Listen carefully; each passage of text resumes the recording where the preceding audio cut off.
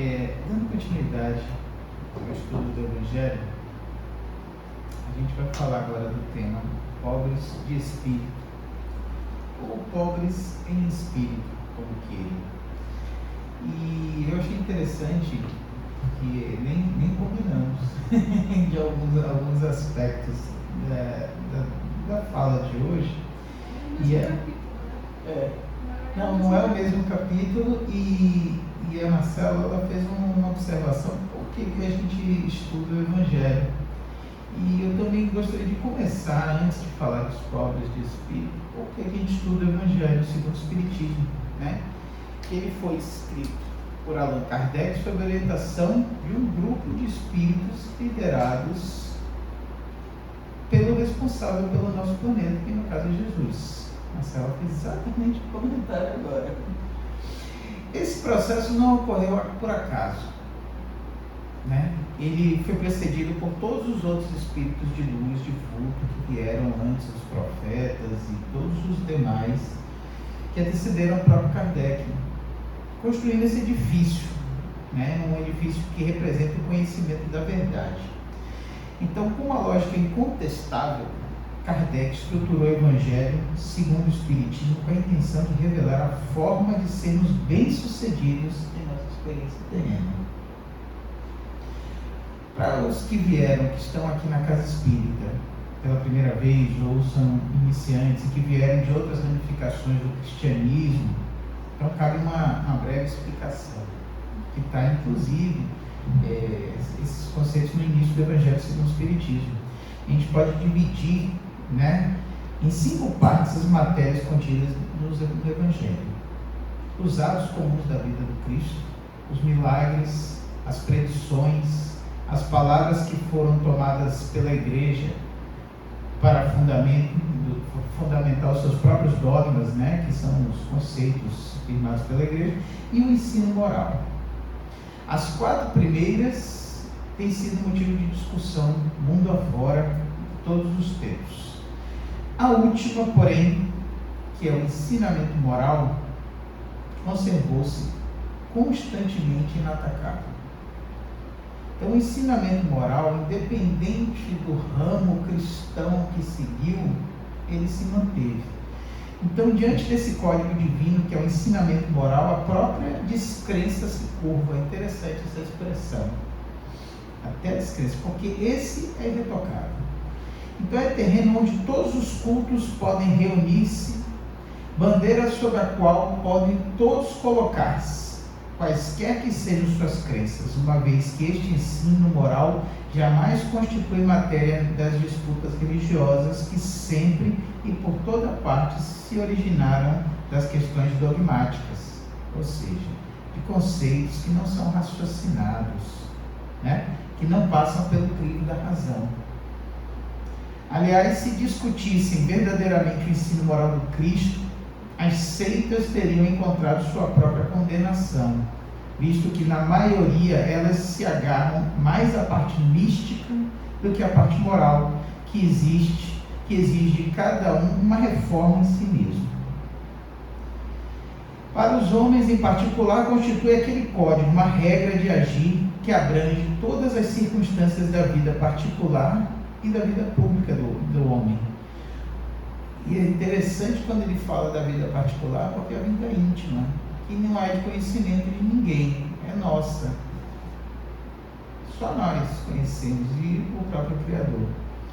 Então é o princípio básico de todas as relações sociais que se fundam na mais rigorosa justiça.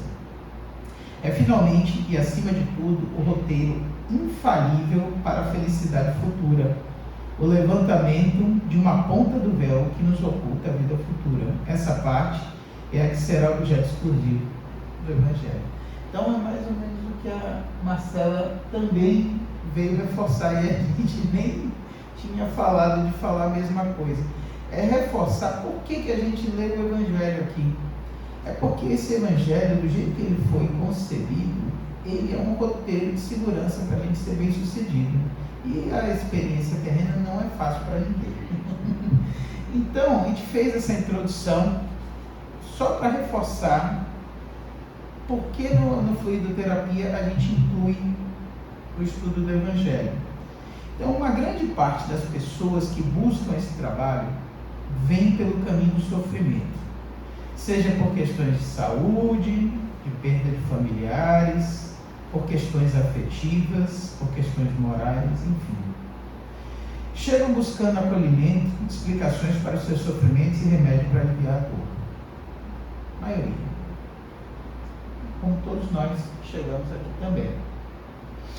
O remédio consiste em fornecer as ferramentas necessárias para que possamos nos fortalecer com base nas orientações de Jesus, que enviou diversos espíritos de luz para nos esclarecer e, inclusive, veio diretamente revelar, na medida do possível, o entendimento da época, a forma de vivermos plenamente.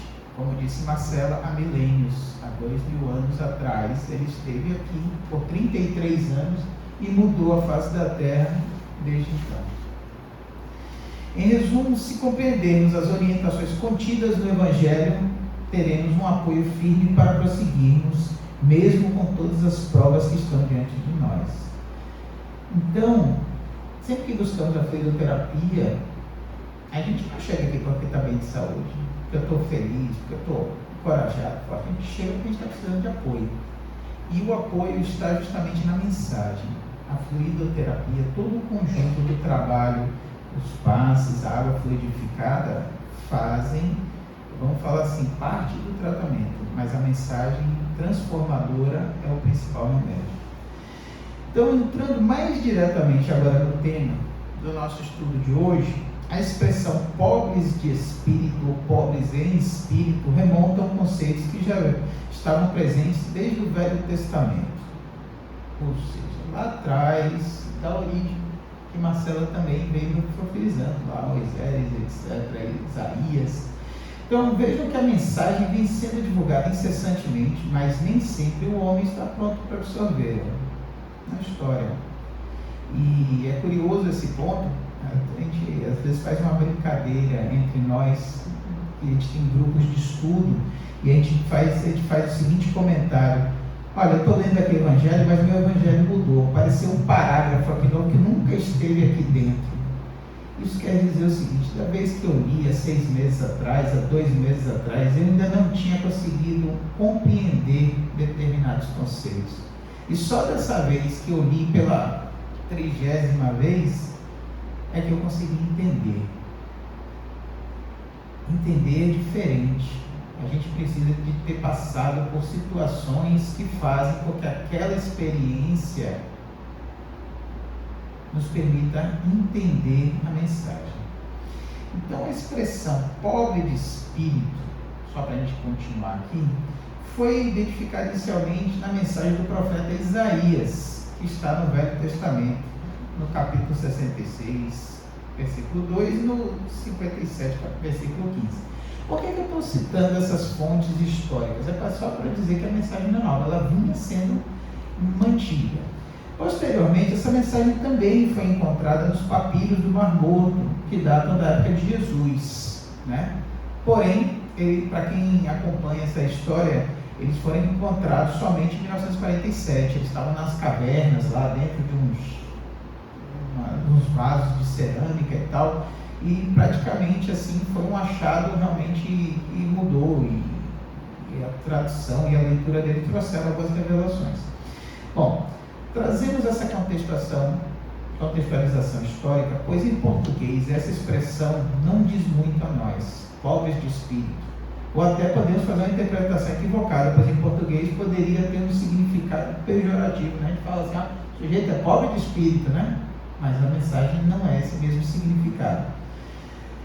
Então, à luz de um estudo profundo, chegamos ao entendimento de que na época de Jesus, pobre de espírito significava o que é humilde, o arrependido, abatido, o que sofre. Na passagem de Isaías 57, temos a seguinte mensagem: eu, no caso Deus, habito em lugar alto e santo, mas estou junto com o humilhado e desamparado, a fim de animar os espíritos desamparados, a fim de animar os corações humilhados. Esses eram os pobres de espírito. Ele veio para cuidar dessas pessoas. E agora, aproveitando para mostrar que a todo tempo isso é refrisado, a gente pode dar um salto gigantesco no tempo, chegando na década de 40, onde Chico Xavier psicografa o livro Boa Nova, ditado pelo espírito Roberto de Campos. E nesse livro ele nos conta a seguinte passagem: 3 pessoas procuraram Levi, o apóstolo, que mudou de nome, da Mateus, para se colocarem à disposição para colaborar com o reino de Deus. Então Levi responde a eles: que poderás realizar, Lisandro, aleijado como és? E tu, Áquila, não foste abandonado pela própria família sob o peso de sérias acusações? Olha o peso. E tu, Pafos, acaso edificarias alguma coisa com as tuas atuais aflições? E ele foi contar isso para Jesus, que ele contou dessa mesma forma. Jesus fixou o olhar no discípulo com profundo desvelo e falou com bondade, batendo-lhe levemente no ombro. No entanto, Levi, precisamos amar e aceitar a preciosa colaboração dos vencidos do mundo. Se o Evangelho é a boa nova, como não há de ser a mensagem divina para eles, tristes e deserdados na imensa família humana? Os vencedores da terra, os bem-sucedidos, não necessitam de boas notícias. Nas derrotas da sorte, as criaturas ouvem mais alto a voz de Deus. O sofrimento, Buscando os oprimidos, os aflitos e os caluniados, sentimos-los tão unidos ao céu nas suas esperanças e reconhecemos na coragem tranquila que revelam um sublime reflexo da presença de nosso Pai em seus espíritos. Já observaste algum vencedor do mundo com mais alta preocupação do que a de defender o fruto de sua vitória material? O apóstolo ouvia assombrado em face da profundeza de sua argumentação. Isso foi há 2000 anos esse comentário, E o mestre continuou: até que a esponja do tempo absorva as imperfeições terrestres, através de séculos de experiência necessária, os triunfadores do mundo são pobres seres que caminham por entre tenebrosos abismos. Quer dizer, os bem-sucedidos, eles caminham por tenebrosos abismos. É imprescindível, pois, atentemos na alma branda e humilde dos vencidos. Para os seus corações, Deus carrega bênçãos de infinita bondade. Esses quebram os elos mais fortes que os acorrentam às ilusões e marcham para o infinito do amor e da sabedoria. O leito de dor, a exclusão de todas as felicidades da vida, a incompreensão dos mais amados, as chagas e as cicatrizes do espírito são luzes que Deus acende na noite sombria das criaturas. 2000 anos atrás, Então, depois dessa introdução sobre o tema pobres de espírito, para a gente entender por que e como era usado a expressão pobres de espírito, a gente começa a entender por que Kardec selecionou esse tema, dentre tantos outros, para um dos capítulos do Evangelho. E para reforçar esse ponto, vamos ver 3 frases do Espírito de Verdade que Marcelo incluiu aqui. Eu estou impressionado com isso, viu, Marcelo, hoje? Incluído no capítulo 6, que não é o capítulo, mas que é o Cristo Consolador. Ele tem algumas frases curiosas. Venho instruir os pobres e deserdados.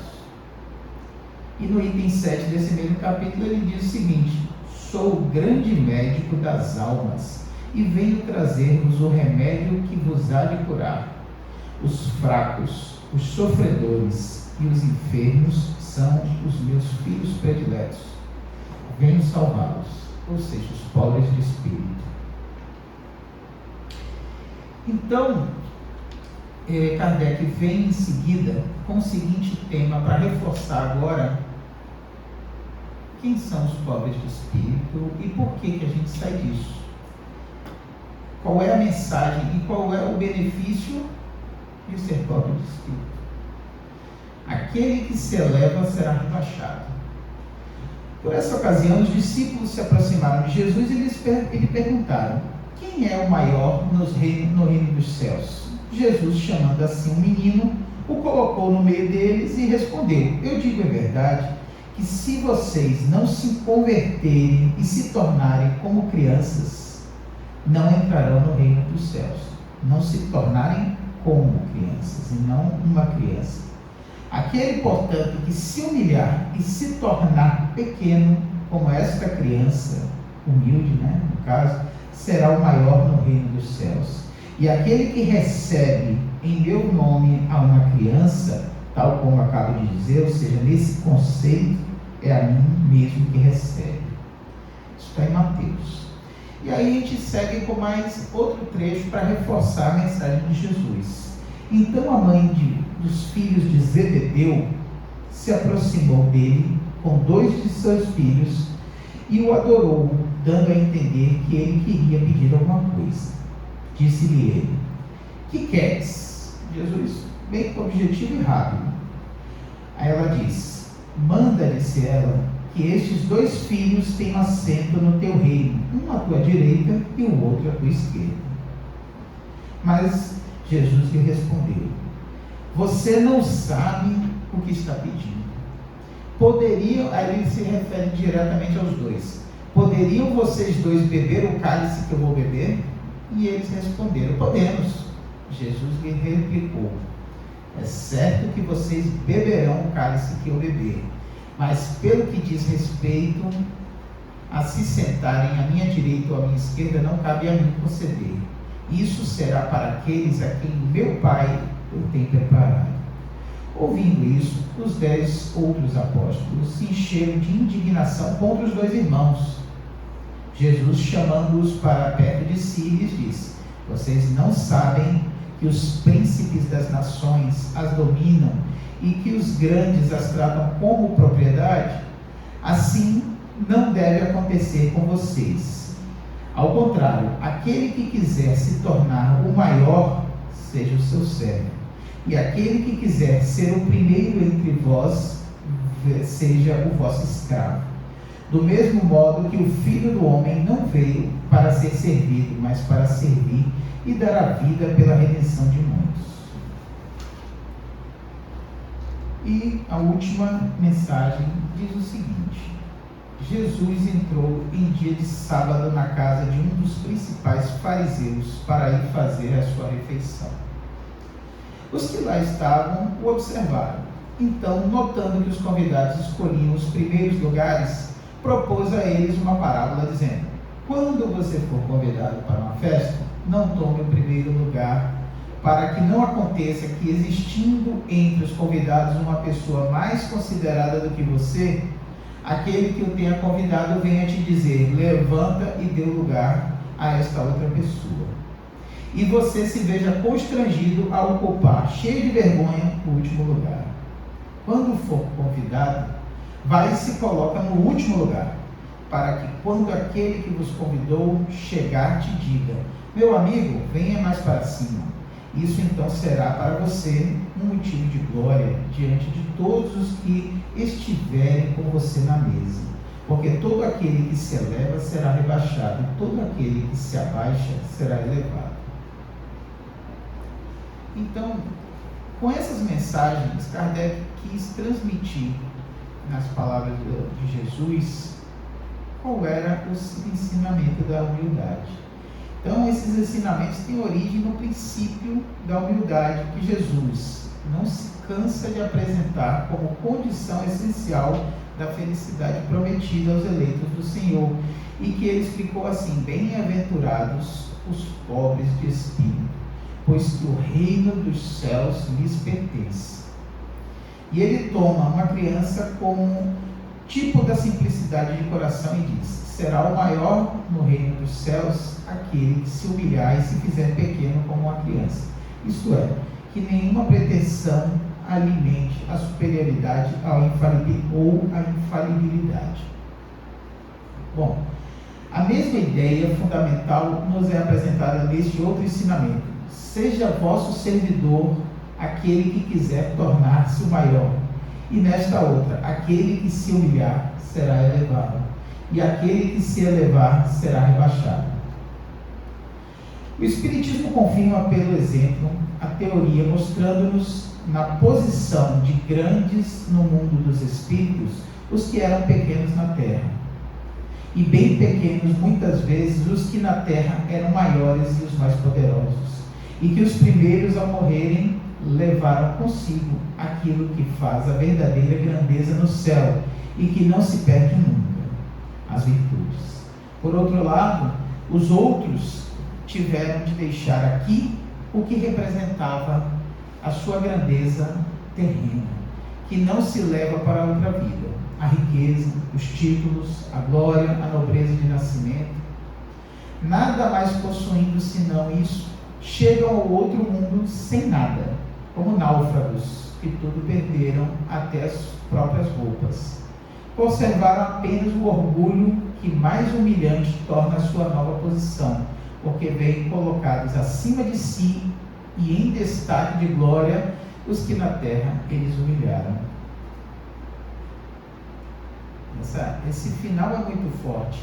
Então, é um convite à humildade. E o Espiritismo nos aponta outra aplicação do mesmo princípio nas encarnações sucessivas. E por isso esse conceito é transcendente, né? Mediante os quais, numa existência, ocuparam as mais elevadas posições e descem em existência seguinte às mais insignificantes condições, desde que tenham eles dominado o orgulho e a ambição. Não procurem, pois, na terra os primeiros lugares, nem se colocar acima dos outros, se não quiserem ser obrigados a descer. Busquem, ao contrário, o lugar mais humilde e mais modesto, porque Deus saberá dar um lugar mais elevado no céu, se você merecer. Muito interessante esse convite à humildade. Eu acho que devia ser um mantra diário. É aquele tipo de mensagem que a gente deveria colocar no espelho, né, do banheiro. Quando a vez que a gente acorda, vai escovar o dente, a gente olha para essa mensagem e fala assim: humildade, né? Eu acho que um dos exemplos fantásticos que nós tivemos de humildade foi Chico Xavier, que esteve aqui com a gente há pouco tempo, né? E mostrou a grandeza daquele homem e com uma humildade ímpar. Então, assim, esses espíritos são sempre importantes serem lembrados para que nos sirvam de exemplo. Então, nesse momento agora, eu ia pedir a todos que sentem-se confortavelmente nas suas cadeiras, elevem o pensamento a Jesus, que tudo conhece na nossa alma, que conhece as nossas fraquezas, as nossas necessidades. Todos viemos aqui pedindo algum tipo de auxílio. Vamos deixar que o plano superior possa nos orientar, nos intuindo nas nossas condutas, na nossa reforma íntima, que é o caminho para a nossa felicidade, futuro e presente. Agradecer aos espíritos protetores de cada um e aos mentores do trabalho que orientam e nos protegem durante toda a nossa trajetória. Assim, Jesus, então, em nome de Deus, encerramos essa parte dos trabalhos e passemos aos passes.